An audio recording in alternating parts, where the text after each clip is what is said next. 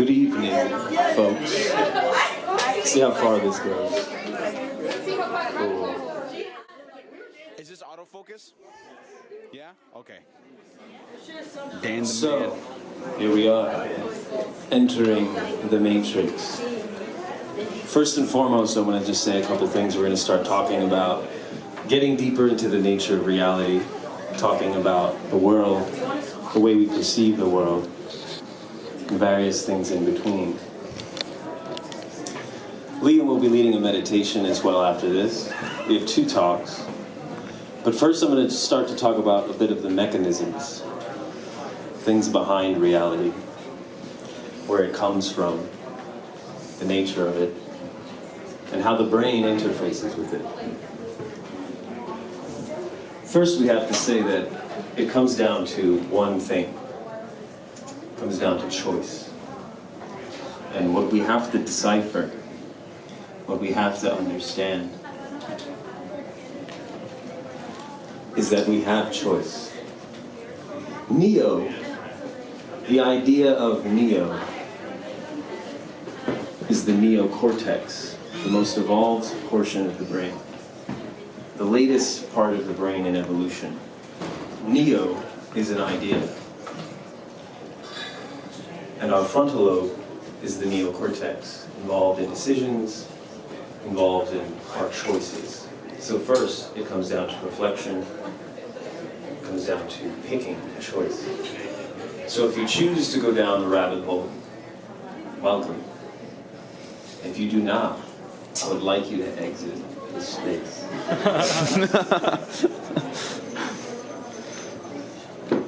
What we see as reality, we see through our mind. And the first distinction to make is that perception is not reality. That the mind works in what is called recursive self-reference. We reference how we feel about decisions. We ask ourselves, do I want to do this? Constantly, we make decisions. Decisions which are driven by concepts.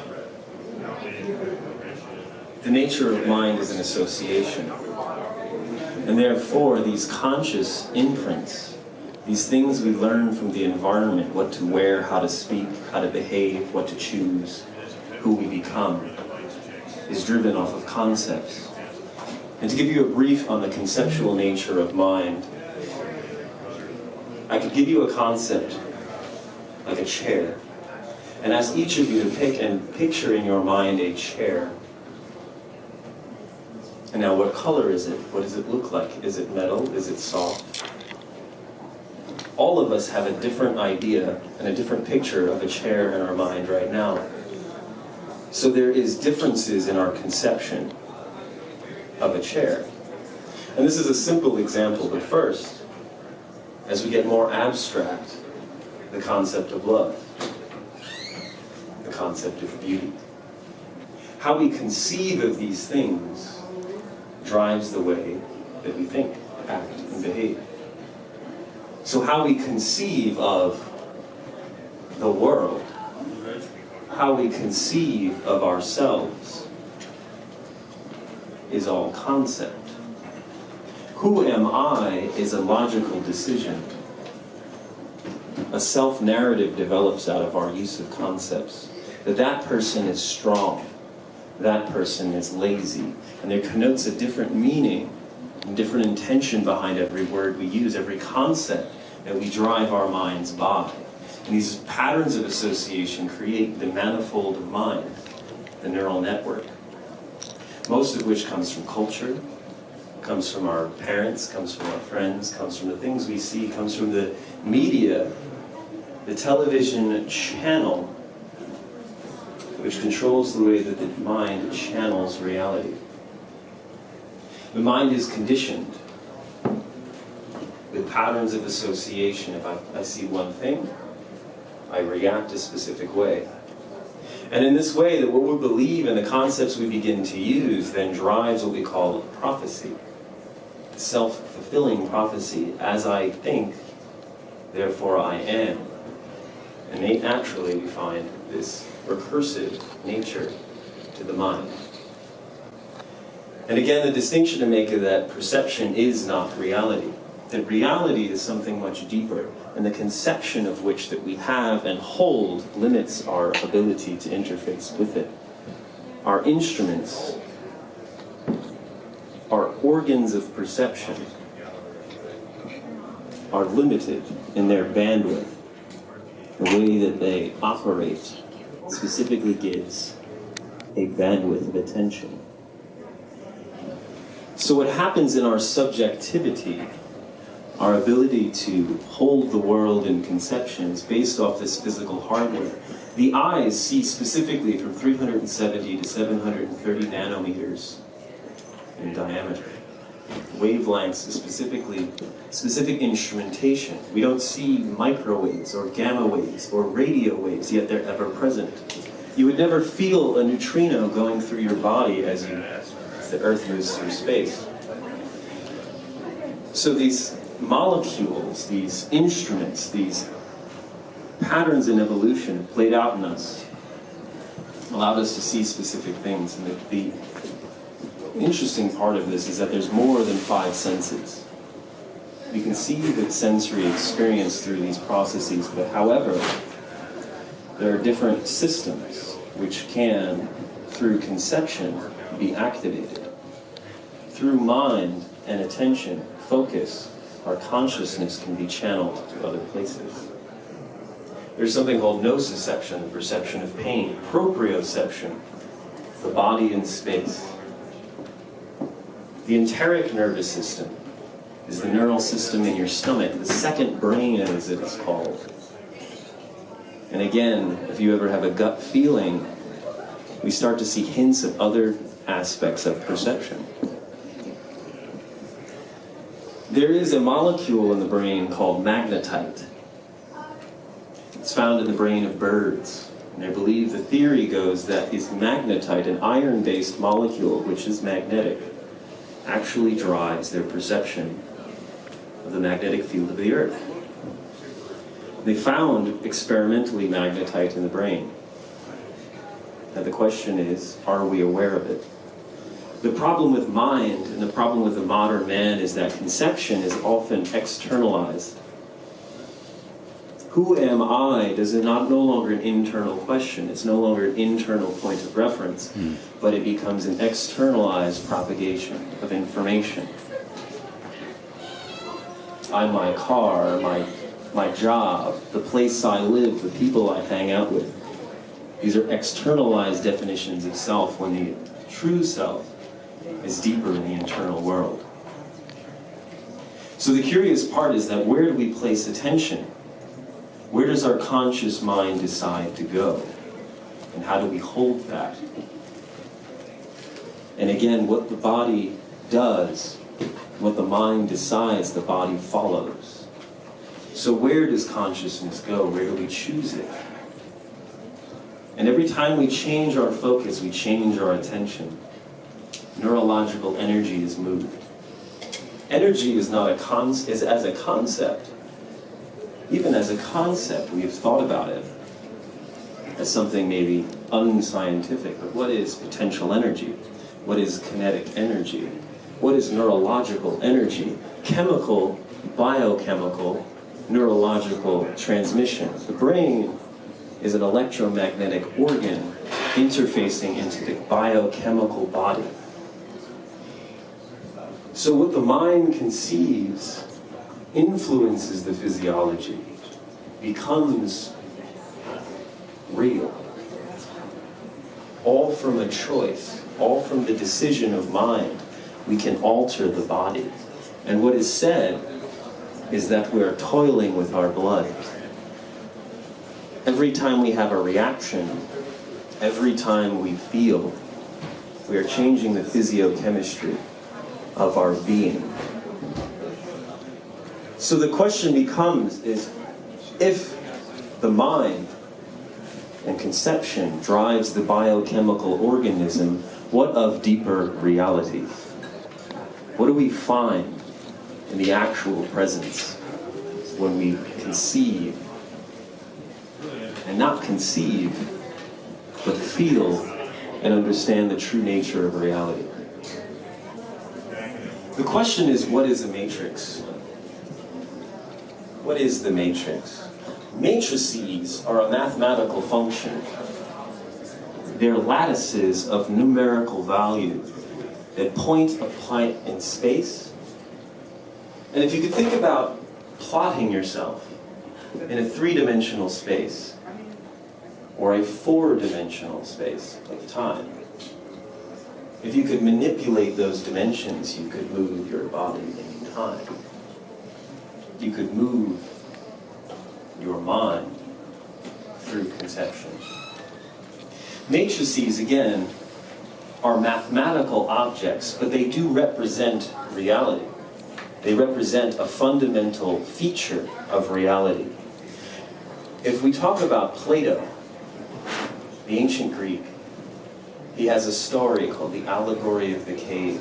And he infers that people, that human beings, are simply seeing shadows of the real world. He gives the idea that we are merely in a cave. There is a fire in the back, and these shadows in which we see are just representations of a deeper reality. If you were to observe the shadow of something, you would have a conception of it. But the shadow is not the reality. The shadow is just what shows when we change form. Therefore, a three-dimensional object gives a two-dimensional representation. And the true reality is that physicists say that there are 11 dimensions of reality. And we have to ask ourselves, as biological organisms embedded in this reality, we have come of this 11 dimensions. So how does biology create and conceive and be a part of this reality? This 11-dimensional reality that physicists claim creates what they call 8-dimensional eigenvalues. These eigenvalues then project into the world the existence of 4-dimensional space. And that's 3 dimensions of space and 1 dimension of time. And as we move through time, whether or not that is real, or again a projection of the mind, part of the manifold of reality, we start to see that these things can unfold. And as we understand space and time as they are, as we move, they are again external projections of the world around us. We are perceiving the world. We are of the world. But as we go deeper, and as we start to understand the fundamental nature of these things, space and time become merely an illusion. Most of what we understand comes from physics, as I said. So it gives us an instrument into the actual nature of reality. We can thank Isaac Newton for this idea that relativistic causality is true, that objects locally interact in space. They communicate only through direct contact. How can something move if it's not being touched? How can the spoon bend if there's no other perceived forces? And this idea is slowly being proven wrong as we look into the deeper nature of reality. As we look into things like quantum physics and quantum entanglement, we start to see that causality can go beyond space.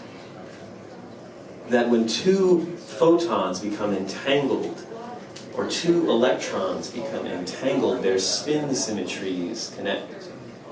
And these 2 objects can actually influence each other across the membrane of space faster than the speed of light. And if the speed of light, as Einstein says, is the barometer for physical action, how can something move faster than that? It gives us the idea and bridges the idea that space is non-local. But if space is a location, then what is space itself?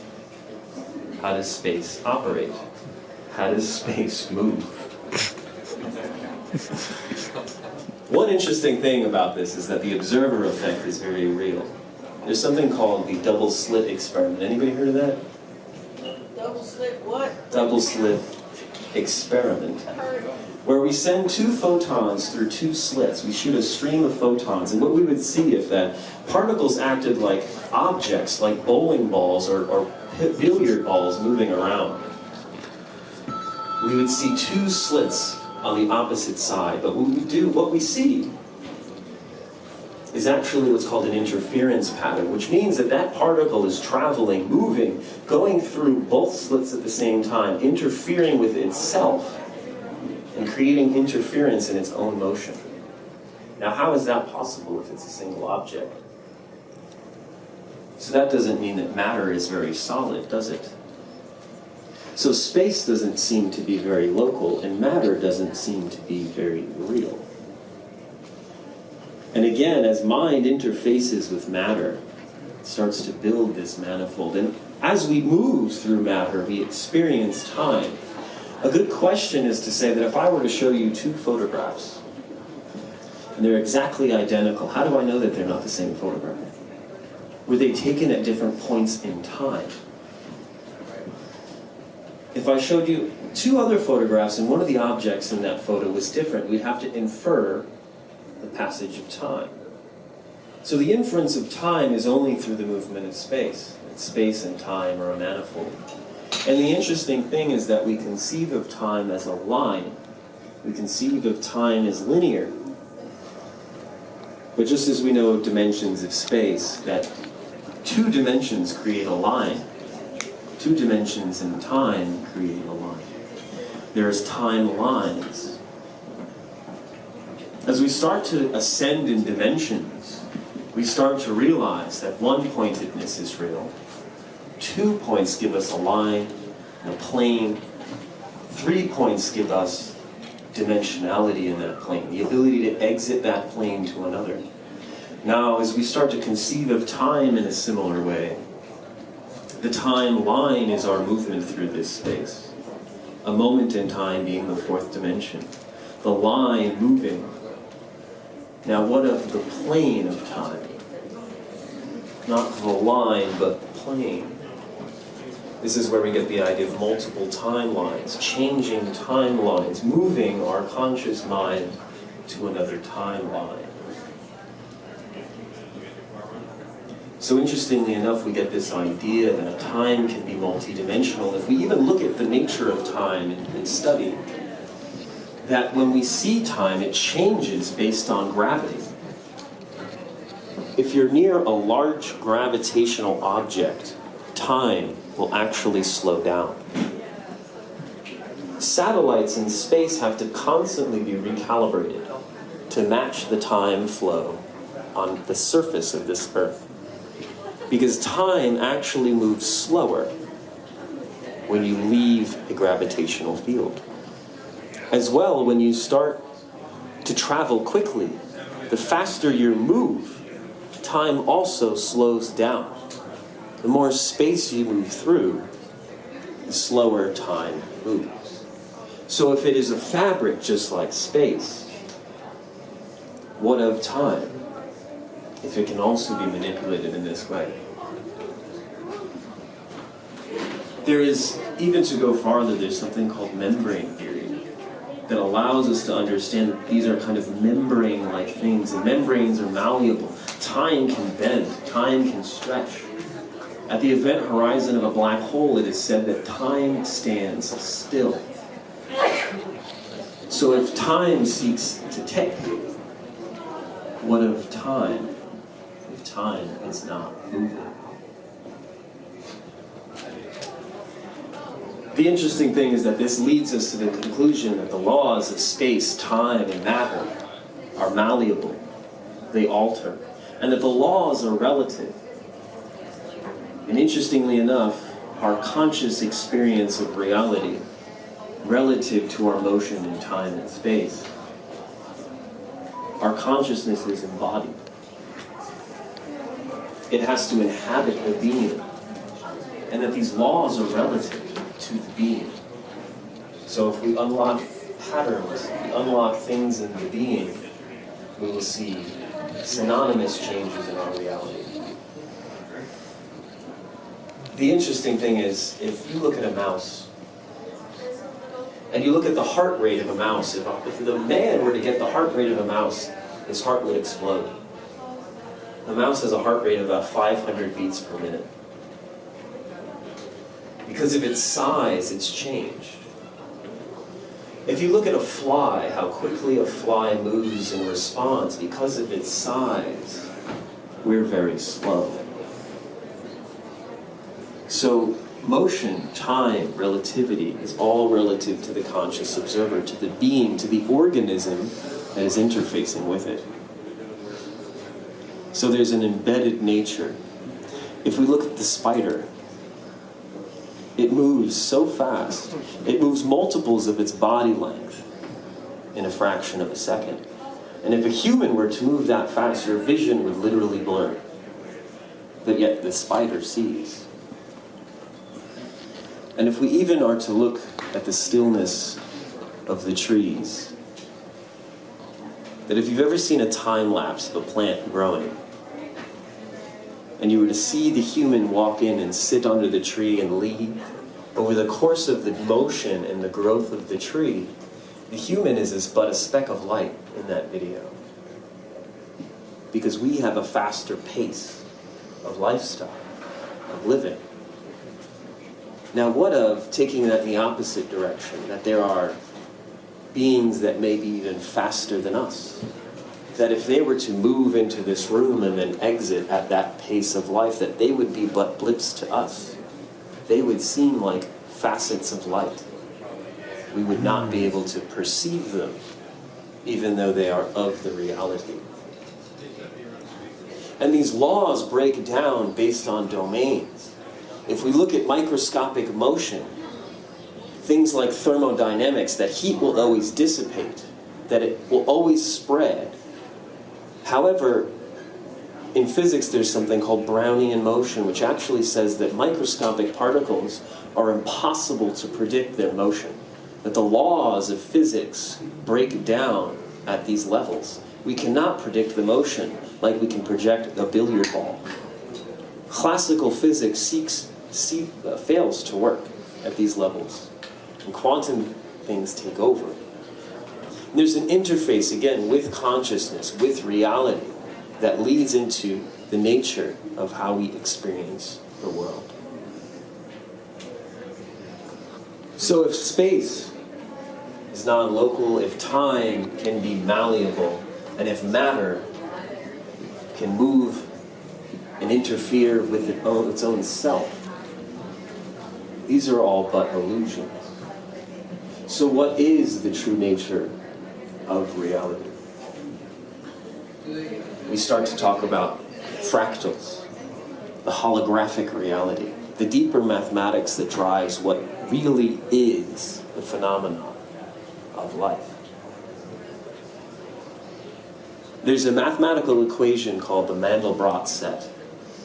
And what it is a self-replicating and self-similar structure. What does that mean?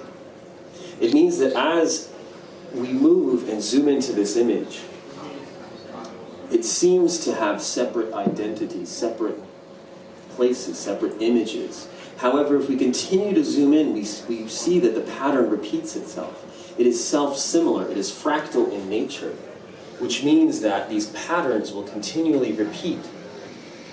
If you look at the veins in your arm and the tree branching, these self-similar structures are unanimous in reality. And this leads into, as we started to understand this, things like the Fibonacci sequence. This self-replicating structure, which leads into the perfect unfolding, which ancient schools of thought, like the Rosicrucians, believed this about nature. And then Rosicrucian actually just translates to the rose cross. And the cross is the symbol of the human body, and the rose is the symbol of perfect unfolding. And as consciousness in the mind unfolds, harmony is found. Harmony, and as we'll all find out with music later in this evening, that it alters the self.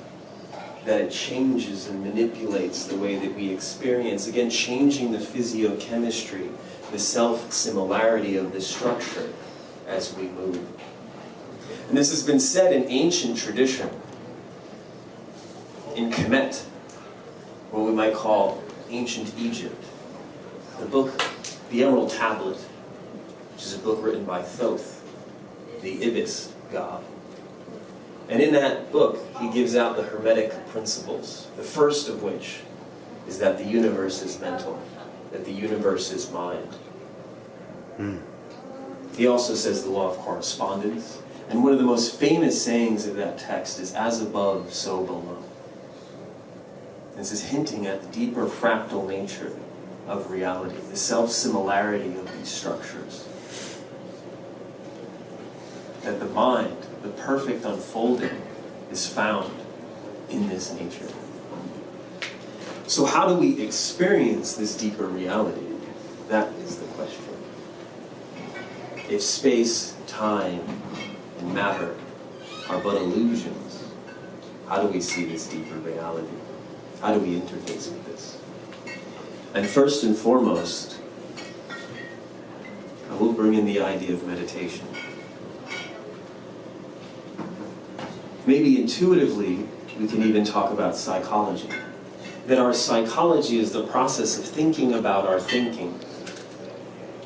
How I rationalize, how I conceive of things, how I conceive of the world, and how I even conceive of myself. And I place limitations, I place boundaries, I may even expand myself as I think about my own thinking. How do I react? How do I behave? This is a very intuitive nature to us. But we go deeper, outside of the externalization of consciousness, and we start to turn consciousness inward.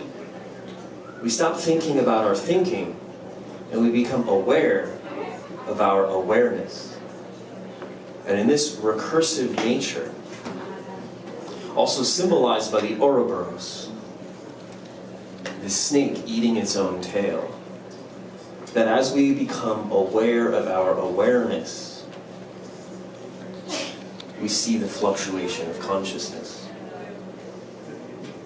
When we observe our consciousness, we come to deeper levels of self, deeper layers of integration, deeper manipulation of the reality. It is said that spirituality is the state of constant remembering. That this moment right now is a chance to remember. When you're fighting with your neighbor, it is a chance to remember. When you're in traffic, when you're at work, it is a chance to remember. Remembering these facts. That mind, matter, space, and time are really illusions of the propagation of self. The self-perpetual process thus unfolds. Again, it's interesting to say if physics is 11 dimensions of reality, we have to ask ourselves, how does the brain interface with this? Where does this go? And what I will leave you with is the idea of anchors. This is a tool to create anchors for yourself. As we come into states of awareness, states of meditation, deeper states of knowing, a simple example of this is the 3-2-1 method. As you first sit down, you say the word 3. Your body physically relaxes, you release tension and stress of the day. You say 3. As your body starts to relax, you become aware of the fluctuations of your mind. This is 2. You start to notice your mind. You find stillness in mind. This is 2. And as you get to those deep, deep points of stillness in yourself, we say 1. This is an anchor. And as we say to ourselves, 3, 2, and 1, we anchor in that point of awareness. Thus to the point where after repetitive practice, we can say to ourselves, 1, as we sit down. And we can instantly anchor ourselves to that point of consciousness. And it's to be said that we can create our own anchors. Any word, an image, a symbol, just imagine it and associate it with that state of being, and we can bring ourselves to there instantaneously. So begin to set these anchors for yourself, and what you'll start to notice is the subtle energy shifts. Energetic shifts in the self. And the final form is the being aware, not only through the manipulation of concepts and language and mind, but being able to alter the being, alter the state of being simply through altering the energy. We can maybe think of something that gets a reaction out of us. This is an energy change. And we use tools and symbols and positive affirmations and language to change the state of being.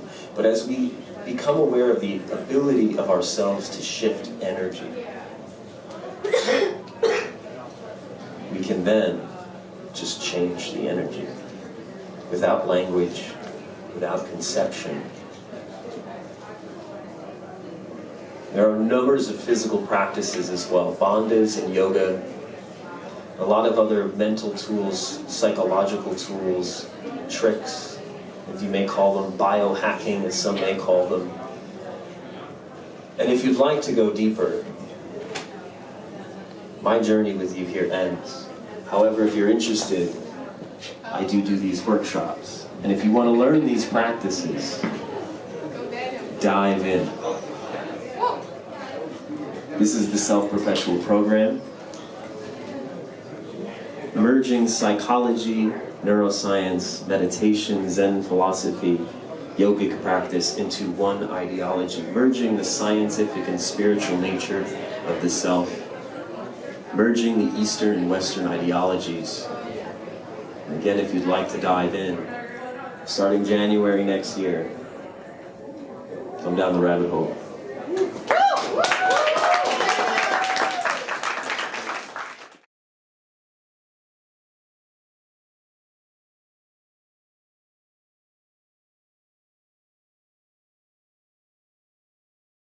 Another round of applause for Daniel. Yeah. Wait till you hear him on bass.